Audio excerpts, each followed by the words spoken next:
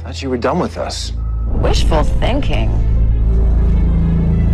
I just came from Arkham. Tell me this deranged doctor of yours isn't going to be a bigger problem. Deacon? Why? Because I hear he's made a friend.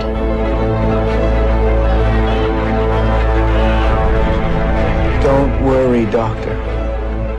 Everything is as it should be. The stage is set. Worlds will live. Worlds will die. And the universe will never be the same.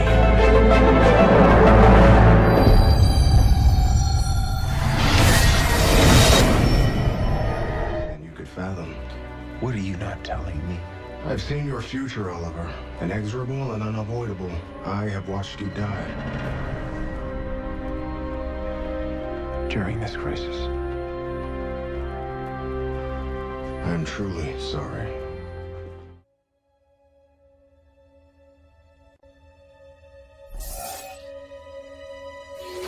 Incoming time flux.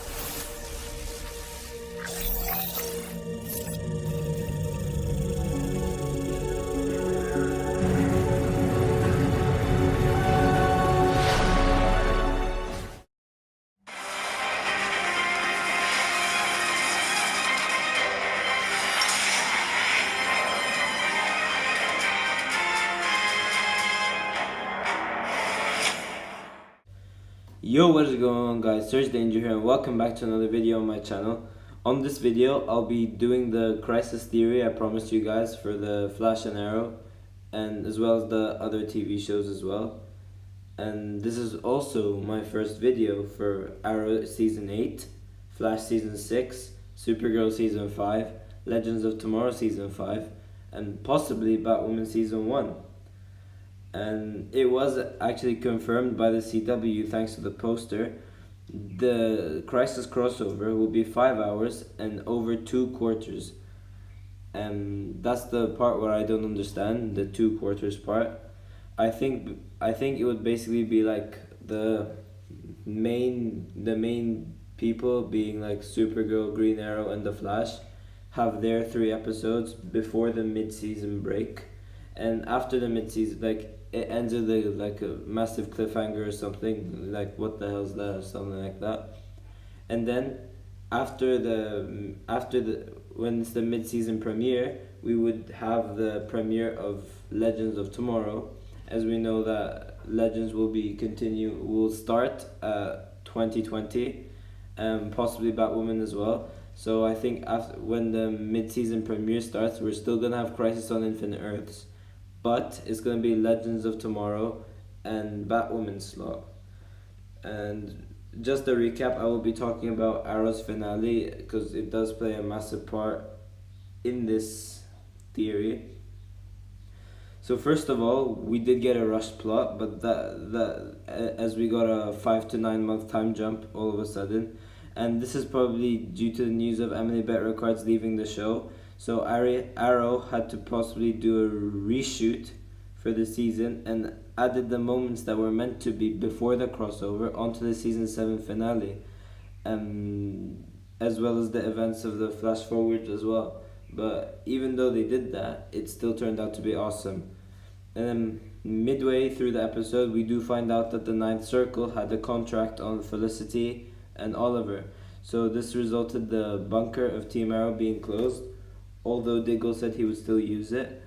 And then we had obviously the main duo being Felicity and Oliver leaving and going to some other place.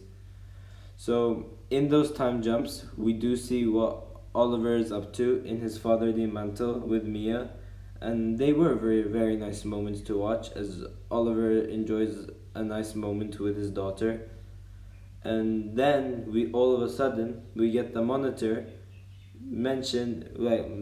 come into Oliver's house, and he mentions to Oliver that it was time to pay up for the agreement that they made back in the Elseworlds crossover. And we see Oliver tell Felicity that he made a deal with the Monitor to obviously save the multiverse. And we find out from Monitor's vision that Oliver's destiny is revealed, and that is that Oliver meets his end during the crossover, and that it's inescapable and unpreventable. And this was Oliver's final destiny confirmed. And on the flash forwards, we see Felicity in Oliver's grave with Oliver's two children as well, and that is confirmed as dead because we do see Oliver's grave, and yeah, he is dead in 2019. And and later Felicity does meet up with the Monitor, and she tells the Monitor at first that she's ready, knowing that she would not return. But then this is so that they could essentially get rid of the actress due to Emily Bett Ripcar's not being there in season 8. However, I won't be surprised if you do see her in the season finale. And then we get the Monitor open one of his portals and go somewhere, and he does also tell Felicity that the place he's taking her, there's no coming back. And Felicity does say she had waited a very long time to see him. This is most likely the place which I said in my review, as she could meet up with Oliver in the Paradise Dimension for fallen heroes in crisis. So this could be where Oliver is, and due to him giving up his life to save the multiverse, I do predict that the first 5 episodes of season 8 would be Oliver, as he would be about Oliver, obviously, and he is now working with the Monitor. So what would be cool is if we see Oliver travel across the multiverse, or maybe travel across different timelines with the Monitor, recruiting heroes, since it's Arrow's last season. And just think about it. You have Arrow season 1, and you would have never imagined the show would have ended that way at season 8. Having this like shocking and honorable storyline that you would probably never forget. As that is probably the most sensible thing to do as well, since Oliver left with the Monitor. Also, just to mention, we could also see Oliver back with a hood and mask once again, as we know that Oliver would be traveling across different Earths. Therefore, his identity would be a mystery, unlike Earth 1 Star City, where everyone knows he's a Green Arrow now. So we don't, just to not waste like so much budget, as the crossover is already 5 hours and it would probably be long and stuff. I think Oliver's role in this crisis would be the one that the Harbinger had in the comics. And just if you want to know who she is basically Lila Michaels. But she basically recruits heroes to fight the Anti-Monitor in Crisis on Infinite Earths. And what could be cool is if we do see Oliver recruit Jon Stewart as well, as we did see a lot of hints towards this character in the 19th episode of season 7. So I'm assuming this is Oliver's next role next season, or at least should be. However, the season finale of season 7 does affect the other shows due to that massive time jump, and The Flash just wrapped up their season with no time jump. So we don't really know how they will fix that time jump. We did also get a Crisis teaser in The Flash as well, and essentially the April 24th, 2024 article of The Flash vanishing in Crisis glitches out, and Gideon does say like incoming time flask or something, and the newspaper turns into 2019. However, the full date of this newspaper and the whole text and everything could have been altered as well, as we do only see it zoom into 2019, so we don't know what's happening. So this could have been altered, and maybe changes to Oliver's death, as he would be the one that meets his end, as revealed in the finale. This timeline change could have also happened due to Barry destroying Cicada's dagger, and a new timeline being formed, basically changing parts of history, which resulted to this newspaper changing dates as well, as we know that Thawne is a smart guy and he would do anything to get rid of Barry. Maybe this could have been Thawne's plan all along. We do know in the Flash finale though, Thawne does manage to escape due to Cicada's dagger being destroyed, and leading to the death of Nora Allen as well. And we see Thawne saying before he rushes off, "See you in the next crisis." This is so probably, and then Thawne rushes off, and this could be so Thawne could build up his new master plan to get rid of the Flash. And what would be really cool is if we do see them travel back in time to all the way back to the death of Nora Allen. That would just be cool. And I did also say this in my Flash review yesterday, but I am assuming that Thawne has no clue about Oliver's sacrifice, and probably this would be the thing that does end up saving the day.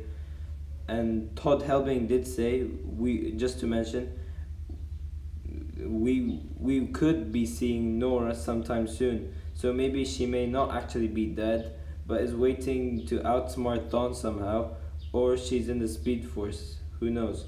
Or we might see a brand new Nora from another multiverse or something, as we do know that Oliver might be recruiting heroes from other Earths. Moving back to Arrow, we could actually see Mia, as ridiculous as this sounds, yeah, we could actually see Mia travel to present day as well. However, think about it. She could use the time sphere, or maybe Oliver wants to recruit Mia or something, or the Monitor could travel to the future to 2040 to get Mia and take her to the past and fight alongside the 2019 heroes. Going back to the ending of the finale, we do hear the Monitor say to Felicity, "I am not here to bring harm to you and your daughter. Trust me, the world needs her." So she might play a part in this crisis, who knows. Lastly, I would just like to mention that it is confirmed that Supergirl will have a massive crisis teaser in its finale as well, and the Monitor will be in that as well. So if you watch Supergirl, then yeah, you will see the Monitor in the finale. And thanks for watching, guys. If you've enjoyed the video, please give a like and subscribe, and tell me whether I should do a Batwoman trailer breakdown, because we know that the trailer hit our screens yesterday. And yeah, see you in my next video.